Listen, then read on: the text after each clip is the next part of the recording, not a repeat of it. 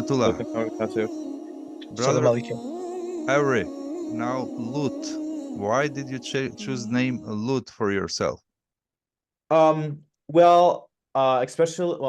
of all, before I was a Muslim, I was kind of involved in the whole LGBTQ community. Like I used to hang around them kind of.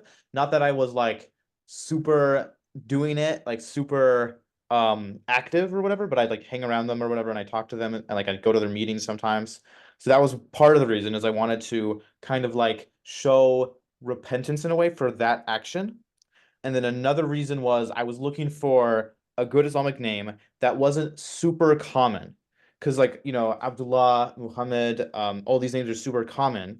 Hmm. And I didn't want to like you know what I mean? I didn't want to have a name like every other Muslim or Muslim convert. So I wanted something a bit unique. MashaAllah. MashaAllah. I like your name. Even if you chose the Prophet name, something good. But could you describe the moment or event that sparked your initial interest in Islam? So I go to a school, a high school. They have a religious class on religions, or they used to. I think they got rid of it, but they had it when I took it.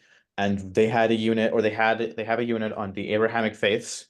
And to start it off, we had watched a video about each of the faiths, and it was like in the order, like Judaism, Christianity, Islam.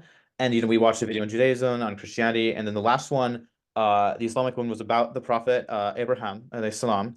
It was about because he had surrendered to the fact that Allah knew everything, that Allah had a better plan. He was surrendered to the will of Allah. He was protected from, the fire they throw him into, torment, grief, all these things. And so I watched it and I went, I don't know enough about this subject, this religion, right? So along with the fact that we were learning it in class, I took like by myself, I'd go home and study it, using, Islamic websites and stuff like that and even just like Wikipedia even. And after a while of studying, I decided that it sounds like the truth to me. I found it to be the truth. I'm not sure if there was like a moment where I read one like specific thing and I was like, oh, this is it. It was more like a gradual buildup. MashaAllah.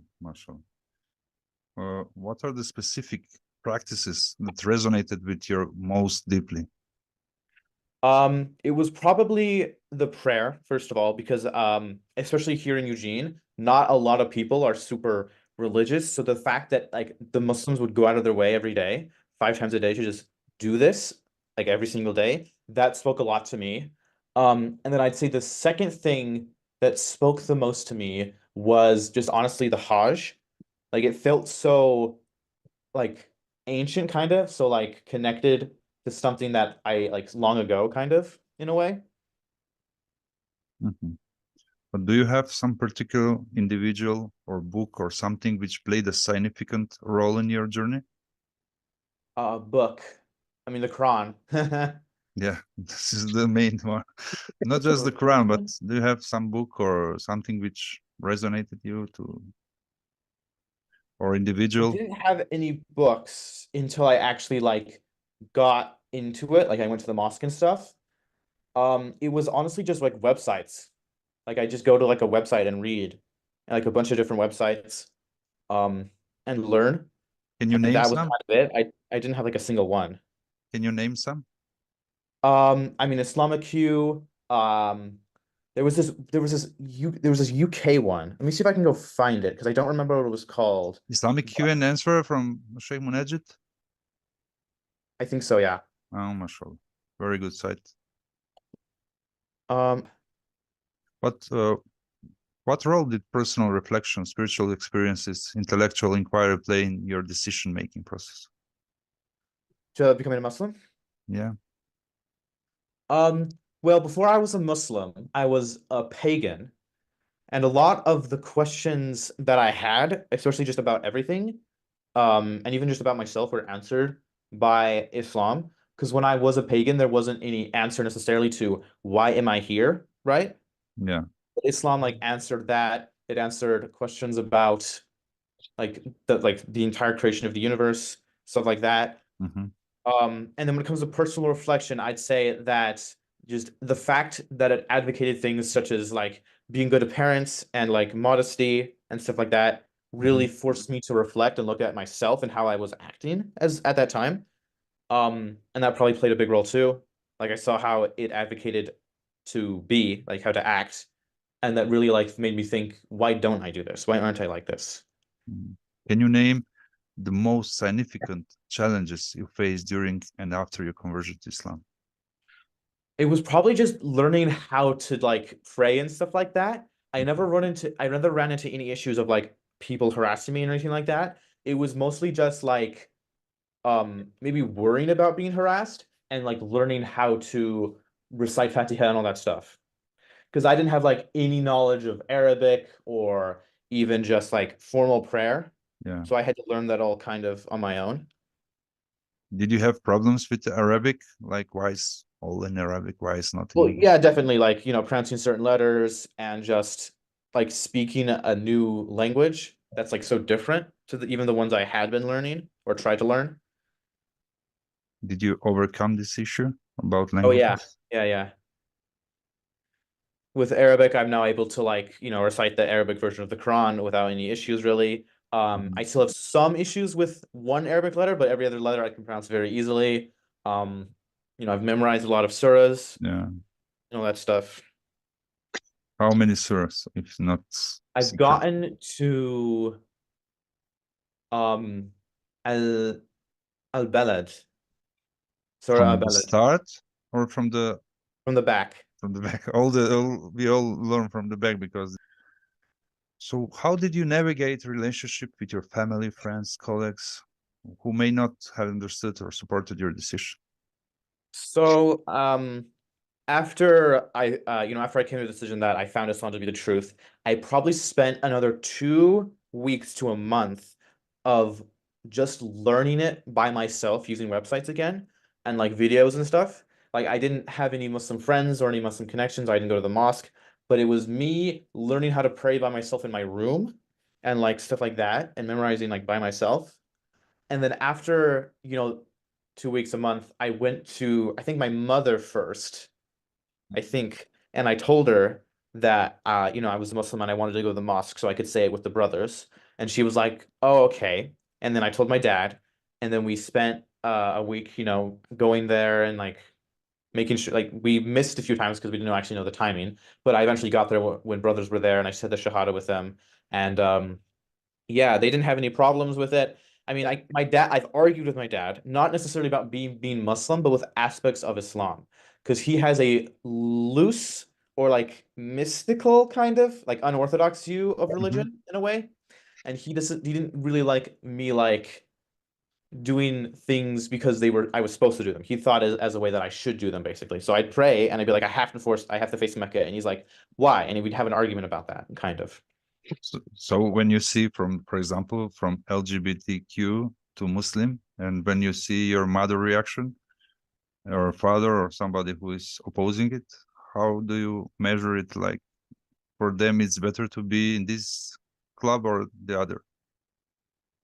My dad definitely likes the Islamic one more because he just thinks that a religion is good, basically. Like he likes people who have a connection with the Yeah, divine. He doesn't yeah, necessarily have like a thought of I have to be this religion. He's like, I just want you to have a connection with God, basically. mashallah. And as I said, I was never really in the LGBTQ stuff. Like I didn't wear anything like that. I didn't like Mm.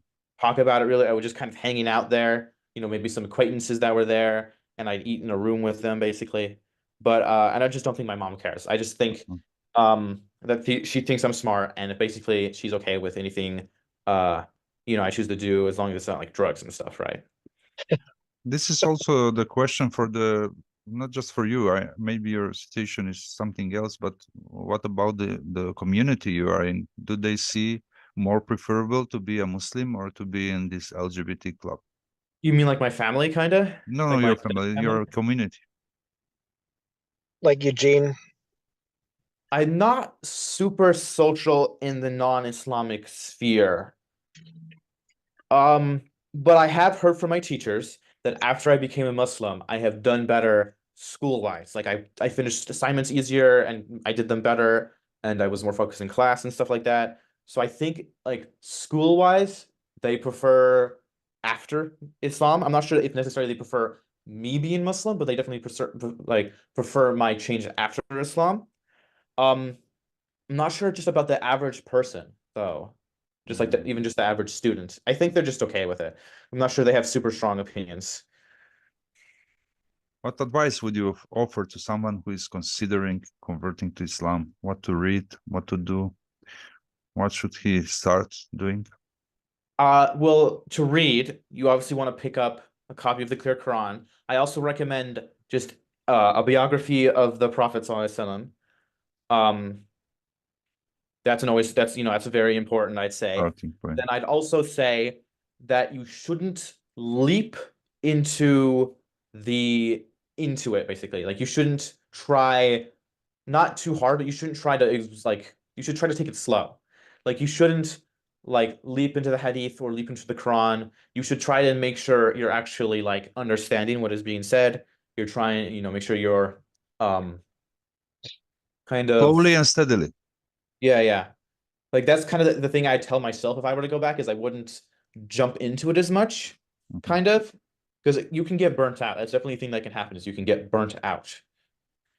How do you see this burnout? Like you become depressed or you become like, No, what's it's not that happening? you become depressed. Like, for example, if you spend like a huge amount of time trying to memorize Quran over and over again, you can get to the point where you don't like do it with as much vigor or you don't do it with as much Mhm. focus, Energy. kind of.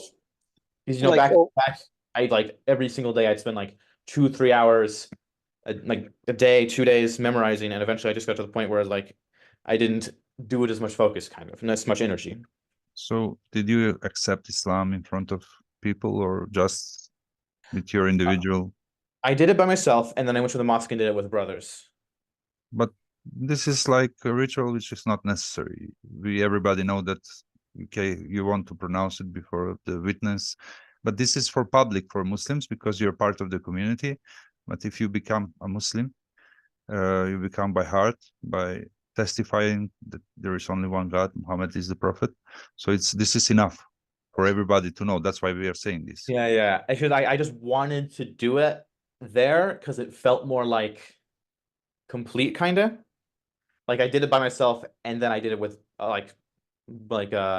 it's like the difference between when the Muslims were in hiding in Mecca and then when they went out and started what's the word? Preaching, kind of. Preach, Felt like yeah, that. yeah, dawah. Hmm. Well, okay. There are several questions which I want to know because you're in the, we say you're from the part of American youth and you're navigating your faith and identity. How do you define your identity as a young Muslim in America? What are the aspects of your faith and cultural background important to you now? I've never really connected with the idea of identifying myself as American. Um, like when I was young, I learned what like America was doing, what they did and stuff like that, and I never really felt connected to the idea of, identifying myself as American. I've never really felt connected to the American political system. So I used to identify myself with my ethnicity. I used to identify myself as a Celtic person, right? Because I had origins in Scotland and Ireland, so I used to identify myself as that, right?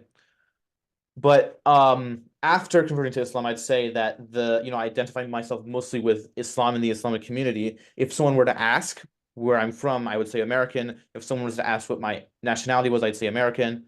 So I think I'm a little more comfortable with identifying myself as American now, but I'm still not like Ura America, basically, right? I'm still Mhm. like not super connected with that as an identity, kind of. But for example, how do you deal with the pressure to conform to societal norms and which may conflict with your religious beliefs? For Like drinking example, the alcohol? for yes, for example, every culture has its norms. How do you confront those norms as a Muslim? Well, first of all, I'd say I've never been a social person. I mean, I'm social with people I like, basically. But like if I go to school, I'm not talking to anyone, basically. So I've never had like friend pressure kind of to do these things Mhm. because everyone in my friend group is basically like they don't do that stuff, basically. I'd say that when it comes to societal pressure, the most important thing you could do to ease that is to make Muslim friends. Is to make pious Muslim friends. Because if all your friends are like partying Friday night and they're going and getting alcohol, you're Yeah. gonna feel more pressure to do that because you want to hang out with them. But if you have Muslim friends, then you have, your pressure is to be more Islamic. So, Somebody will say stop. hmm Somebody will give the stop sign, you know. If somebody is trying to drink alcohol, or is the atmosphere is like there are girls or something is happening, then you know your borders, you may ask. So how do you respond to such challenges? What strategies do you use to counter negative narratives, for example, about Muslims, about some things which are challenging in your society? Yeah, honestly, when it comes to challenging narratives about Muslims, I feel at least, I have a more easy role in doing that because like an Arab Muslim, he kind of, at least stereotypically, he looks Muslim, right? Yeah. Like when someone looks at him, he stereotypically looks Muslim. But when someone looks at me, they might not actually think I'm Muslim unless I do something Islamic, like pray, Yeah. for example, right? In fact, I've been mistaken for being Jewish because of how I look, because I don't look like a Muslim, right? Yeah. So I think, especially when it comes to me, I could easilier dispel stereotypes because I could just interact with people, and then all of a sudden, wait, he's Muslim? I didn't know that. He looked normal, right? He was kind of just a normal guy. Yeah. Yeah. But how can Muslims make a change in this kind of interfaith relationship, community building? How is the social impact if you're as an individual? What can you do to change the prejudice or some?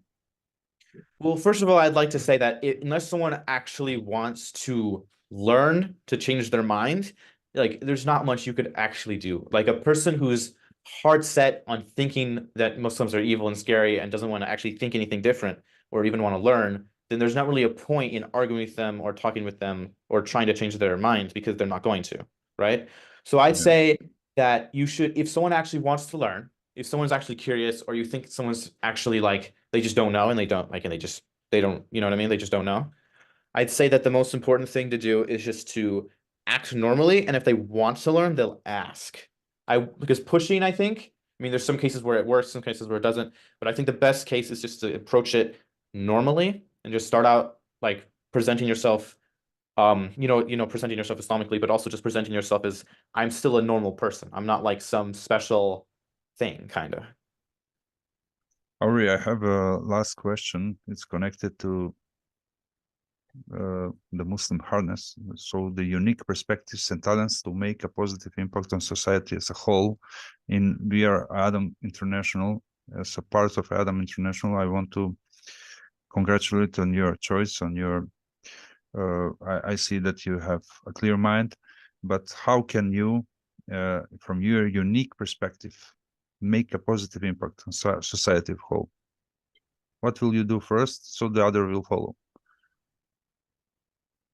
I'd say I'd say the most important thing for connecting to society, like to Muslim society especially, and like Muslim youth, even just like born Muslim youth, not necessarily reverts, is making sure that they feel like they can ask questions about Islam without feeling like they're being judged for it. Because I feel like a lot of cases, maybe, I mean, I don't know, but maybe even in Muslim countries, they don't want to ask questions because then they get accused of like being unfaithful and like not trusting in God or whatever like that. But honestly, asking questions is the most important part and the most important issue. And you also need to be open to being blunt about it. If someone is doing something that's un-Islamic, you have to be clear about it. You can't just be like, oh, well, blah, blah, blah, right? You have to be blunt. That's one thing. Even with yourself, you have to be blunt. So I have to say, with changing society, the thing I could do best would be to show how someone completely disconnected from Islam can still come to it. Because I didn't know anything about it. I didn't have any Muslim friends. I had no connection to it. And yet I still came to it. I still learned about it. I still, you know, oh, my dad's calling me. One sec. Okay. Brian, I wanted to ask you the one question is, so what's something new you learned today from Auri, which is very important for you and your community? So we will finish up, and because you're listening carefully, and so finish up with your thinking about this. So I thought it was interesting. We have very different, even though we're Americans, I think that he probably grew up in a more open family, and my family was probably a more conservative type family as far as, and we weren't as open to other mentalities in our family. And it's definitely nice to hear how his perspective and his background and how he sees things. And I think that it's good because he I articulate things in a much different way, I think, but um, whereas I saw so much artificial around me and corruption financially, things like that, as far as in the American system, uh, and I think that he can articulate from a different angle than I can, which is very valuable. And he has a lot of wisdoms and insights to where he can teach an audience that I would be disconnected with. And I think that as he looks around him and looks at what he wants to see changes in society, or that he'll find the niches that he wants to lead on through example. Like for me, it's riba and doing like halal business without riba, and I like housing, affordable housing, topics like this. And I think it'll be interesting to learn more from him in the future and see what his strengths are, in which Allah will guide him to lead and to teach other people and make an impact on the Islamic community here and the American community here, and to represent Islam in a really positive way. And so I feel excited about that, alhamdulillah. And so I'll turn it back over to you. MashaAllah. From my perspective, because I was listening for both of you, Ori, do you have something to answer back to Brian about his constatations? And Yeah, I definitely agree with Brian about the differences in our like family mindset, our family worldview, kind of, for sure. You know, my mother is a-religious. She doesn't really have a religion, but she doesn't care about it. My dad's somewhat like he's Hindu, but he's also like open, kind of. He takes things that he likes from other faiths, kind of. So I would agree that we have a different familial, you know, like building, and that can change how we act, how we think, how we can teach. And yeah, I definitely think we have two different things to talk about, to teach, to have interest in. You know, he talked about, halal business, and I think I'm a little more interested in just like general fiqh, or just teaching the basics even to people who don't know them, for sure. But yeah, I agree with like basically all he said. may Allah bless you both. I will finish up because it was very, for me, reflecting, and it was powerful. So I learned a lot from you both. And hopefully, inshallah, also the audience will consider the importance of these discussions, especially from the Muslim youth in America, for the cultural background, for the because there's ideologies which are confronting the young men, especially with the LGBTQ challenges, which will, for example, will be addressed in our other podcast. We will try to also reflect this. The challenges which are, for example, in the cultural identity. You said that you're Celt, and I see similarities with Brian, because he has also identified with this Celtic, and I think more of the North culture, possibly because of your background. And but I see that you don't have discrimination issues, that you don't have stereotypes, that you don't have that you have a vision for future. And possibly together, inshallah, we will challenge these ideas. We will set the topics, and in the next years or more, inshallah, we will have a good base for mutual understanding and sharing and caring together. So we will learn more and learn about us. Just for a notion, I'm from ex-Yugoslavia, and this is a space which was communist background. We didn't have these challenges like you. So many people here they were intentionally thwarted to from religion to other practice like communism, and it was very difficult time for one believer because they were like put aside. They didn't want religion. They like peace and justice. There was order between people. There was not LGBT and this kind of politics, but there was something else. You had to believe that your party, Communist Party, is your lord, and people people didn't believe in God. They said no God in here. There was Tito, or I don't know, Stalin in some places, but mostly people were out of religion. And when they came back to religion in 90s, they was very strict, and it was a period when they come back in the wars and in very difficult situation. But I will hope that in next episodes or so we will explain the details and how to learn about your history and our history, and also traverse toward the future of all of us. May Allah bless you. Assalamu alaikum from me, and have a nice day, and stay safe.